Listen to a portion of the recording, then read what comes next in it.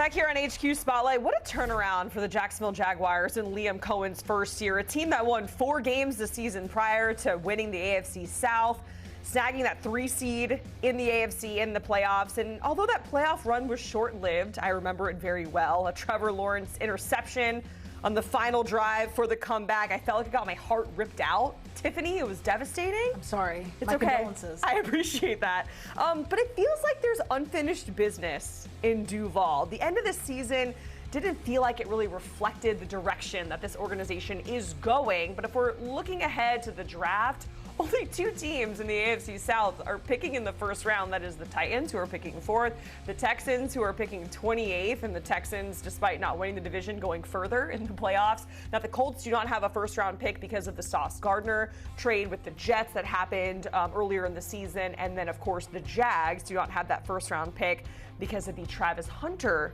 selection in last year's draft. So let's get into off-season needs for the teams in the AFC South. Ryan, you're going to touch on the draft needs, of course, and then Breech in terms of free agency. So knowing that the Jags do not have a first-round pick, Breech, I want to get to free agency because I need something tangible. I need something that I can, really wrap my head around right now. So what do the Jags need to address in free agency?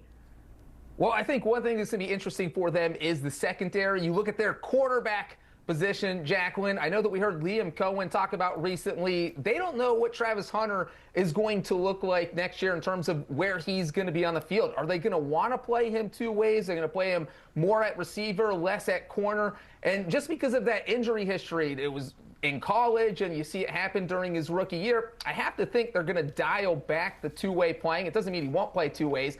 And so if he's playing less corner, you're losing Greg Newsome as a free agent. So you need to go out and find someone who can produce for you. And there are some corners out there, Jalen Watson, Jamel Dean, who they could go after and improve that secondary. So I think that's a spot they'll look.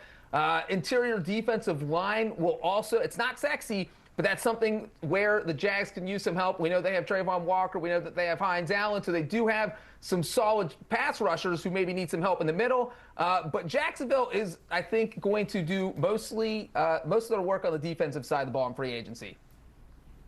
Breech, let me tell you this. I've never been more excited to talk about a team than I am the Jacksonville Jaguars. This team needs to be pumped up a little more. So let's bring the energy when we talk about the Jags.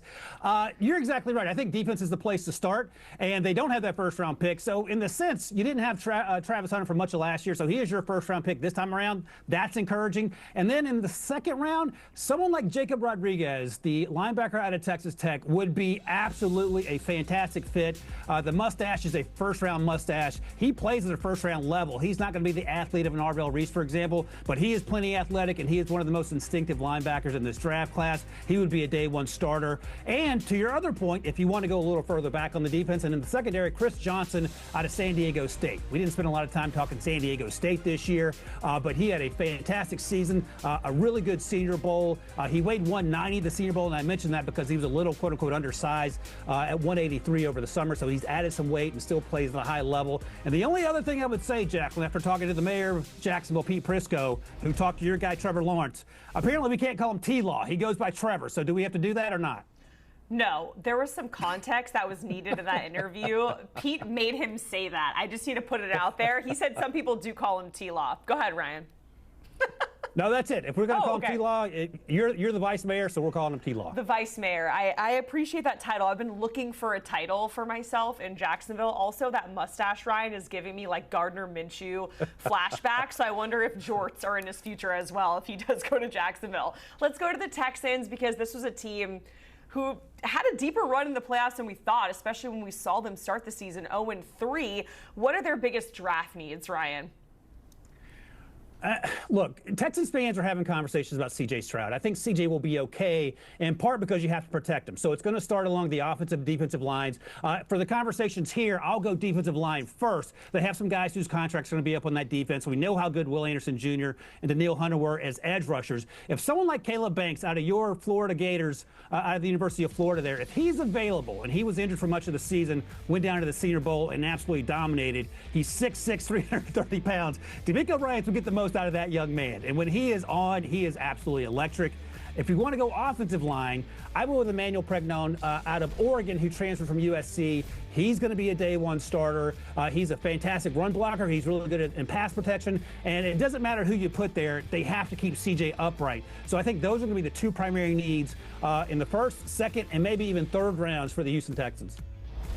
Yeah, Ryan, I think you hit the nail on the head. You got to protect C.J. Stroud. And the thing is, the Texans have been trying to do that every single year. Stroud's one of the most sacked quarterbacks.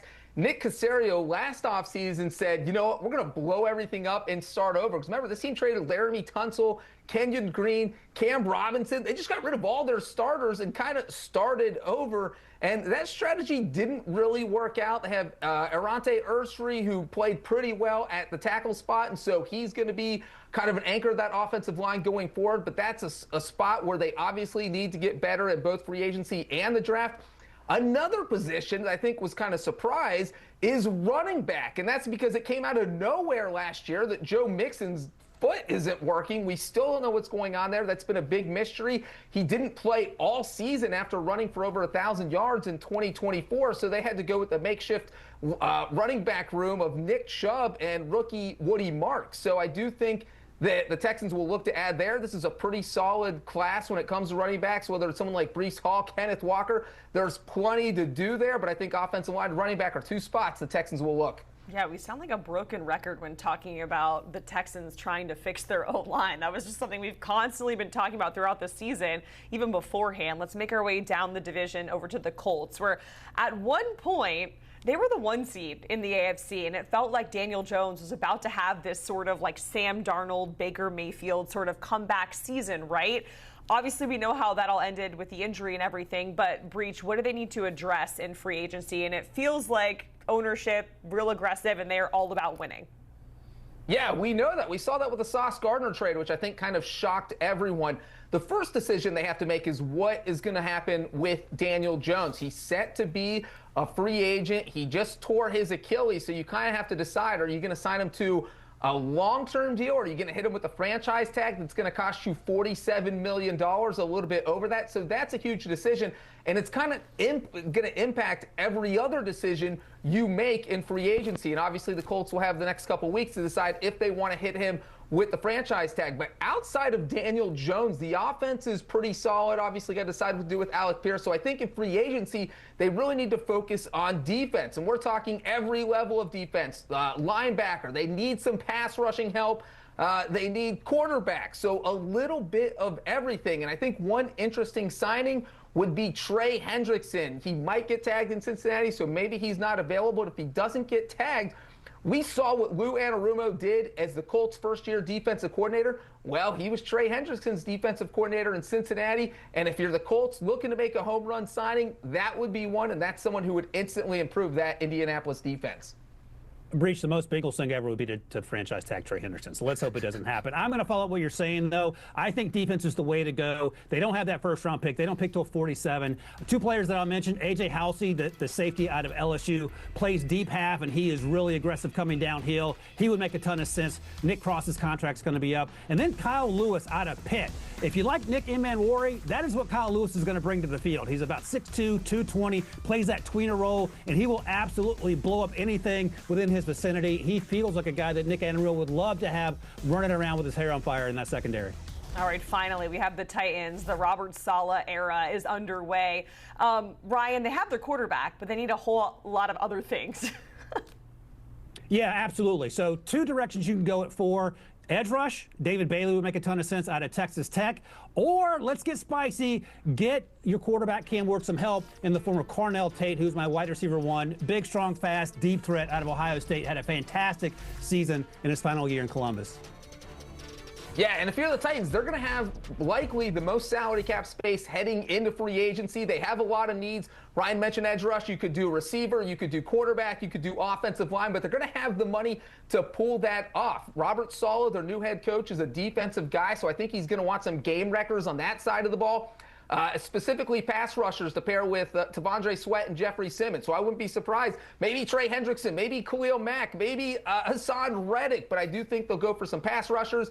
And then offensive line and receivers, just because you have Cam Ward. He looked pretty good at times. You want him to develop, play better. You got to get him some help. So I think that's something the Titans will focus on. Yeah, guys, I'm looking at the bottom of the screen where it's like wide receiver, edge, corner, O-line. Like there's a lot of different directions we can go. Breech, Ryan, hang tight because we have more divisions to discuss. In the meantime, getting a look at the odds to win the AFC. I don't really like that, where the Jags and the Texans are sitting there both at plus 1,000.